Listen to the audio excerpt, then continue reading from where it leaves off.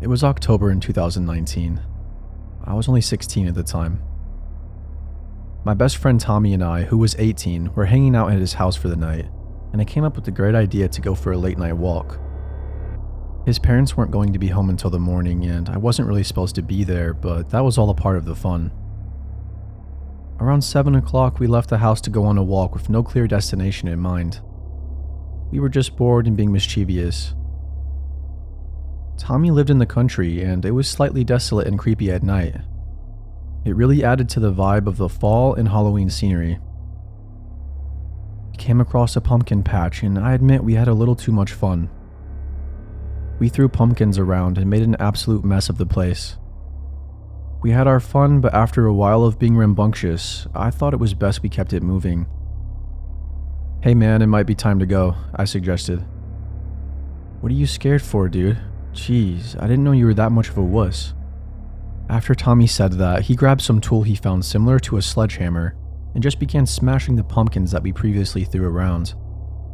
He smashed like 20 of them, just one after another. I admit it wasn't right to make a mess in the first place, but I drew the line at literally destroying property. That's not right. "Someone will have to clean those up, man. Don't you give a shit?" I asked. Suddenly we heard and seen a car in the distance, and in case it was a cop patrolling the area, we decided to play it safe and we dipped out. We ran and hid in the nearby cornfield.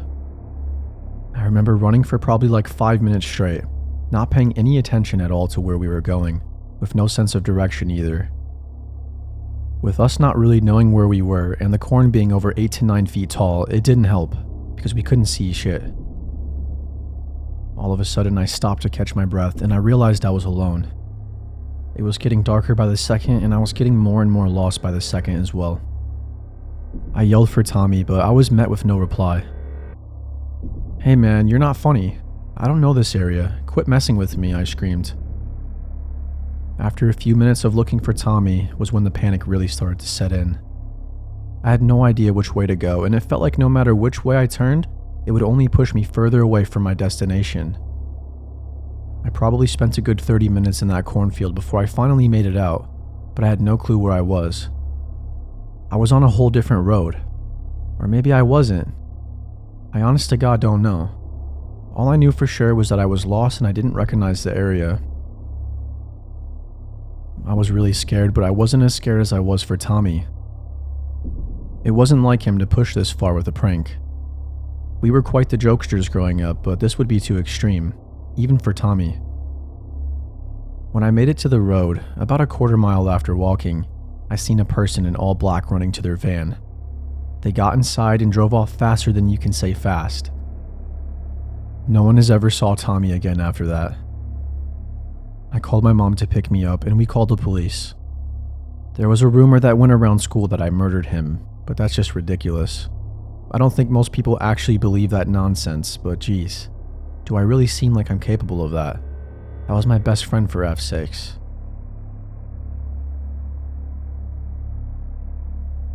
It was a cold and rainy night in the middle of November. Halloween decorations were still up in most places. I walked to the park near my house around 8 p.m. and I put some headphones in.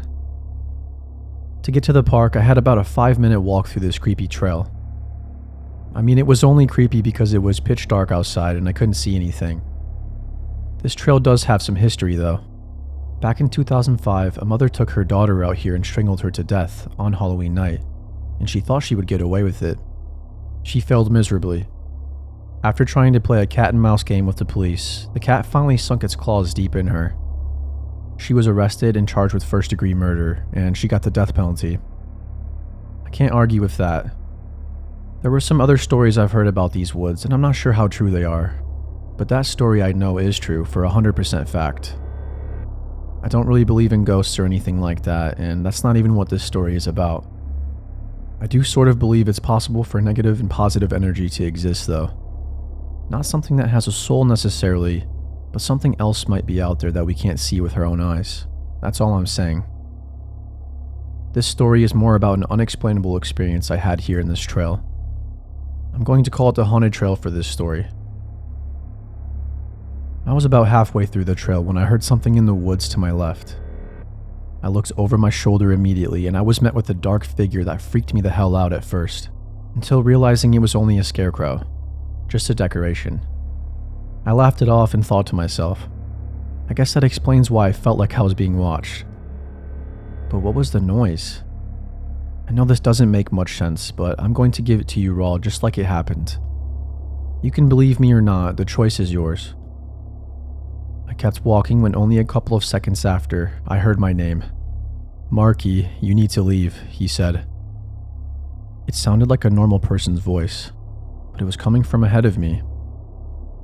No, I didn't hallucinate. I'm not schizophrenic, and I don't have any mental illnesses. It was 100% real. But I couldn't see anything. I'm not saying it was a ghost, and I'm not saying it's someone that I knew that was messing with me. I'm not even saying it wasn't one of those things. What I'm saying is I have no clue what it was all about. Some people believe that either the mother or daughter haunts these woods. I honestly doubt that. Besides, it was definitely a masculine voice that I heard. Maybe demons don't have genders. All jokes aside though, I was just creeped out and the vibe was ruined, so after I made it through the trail, I ditched the area and the idea of going to the park, and I walked a detour all the way home. It added a solid 25 minutes to my walk, but there was no way I was going back through those woods, and I'm glad I didn't, and I honestly never will again, because when I left that night, a woman ended up being killed in the same way that one woman murdered her own daughter, strangled to death. But nobody ever found out who did that to her, and it's crazy. Did I dodge a bullet? Does someone I know kill people for a living? Why did they spare me? What does it mean? I've spent so much time trying to make sense of this situation, but it's still just surreal to me. I'm also glad no one else was there. I've never told this story to anyone I know in real life. I've only shared it here and on Reddit anonymously. If I told the police, I would technically be a witness and a potential suspect. So I didn't want that kind of attention. I don't want to take the blame for something like that. No thank you. A week before Halloween 3 years ago, this took place. My bro Kevin and I wanted to do a little getaway and treat ourselves from the monotony of everyday life. We live simple lives and are both okay with that for the most part. But sometimes it's nice to live a little and treat yourself. That's what life's all about, isn't it? We hopped on Airbnb and we found something that costed $90 a night, which really wasn't too bad. We were going to be staying for 2 nights. It was a small A-frame cabin about 2 miles deep into the woods. It was quite awesome at first and a huge attraction for us. It had everything we needed: a fire pit, grill, pool table, huge speakers for music, and a private beach. All we had to do was bring the booze and food and a few other necessities.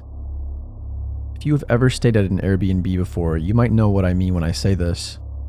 It's not necessarily uncomfortable, but it's different to be in someone else's house, even though you have your own privacy. Maybe for me it just took some getting used to. I have heard crazy stories before that I honestly never thought in a million years would happen to us. But the truth is, anything can happen to anyone, and I've learned that firsthand. When we arrived, we got settled in and unpacked everything. By the time we did that and ate pizza, I found myself already drinking my first beer. It was 6 o'clock already. We decided to start a fire, and after a while of boys being boys, we started getting a good buzz on. I made a joke at one point about how it was kind of creepy out there. There were a few cameras on the property. We were told about them before we arrived, but it was unsettling. The 2 cameras I noticed the most were the 2 in the backyard area. One faced the hot tub and the patio, where the other kind of faced the whole backyard. Anytime there was any movement, the motion sensor would kick on and the light would turn on, allowing the camera to take better video, I assume. I made a joke and said they were probably spying on us, and we laughed. No, for real bro, but what if they really were? I mean, we would never really know, would we? That was creepy when I thought about it like that. The uncertainty. We forgot about it though, and we continued drinking and even played some pool. We had a good time. Eventually around 3 a.m. we went to bed. We only slept for a few hours and we were up bright and early at like 8 a.m. I don't know what it was, but I couldn't get settled in on the second day. Something felt off, and to be honest, I didn't feel like staying another night. And then everything really took a turn for the worst about an hour later. I found something I probably wasn't supposed to see that the owner left.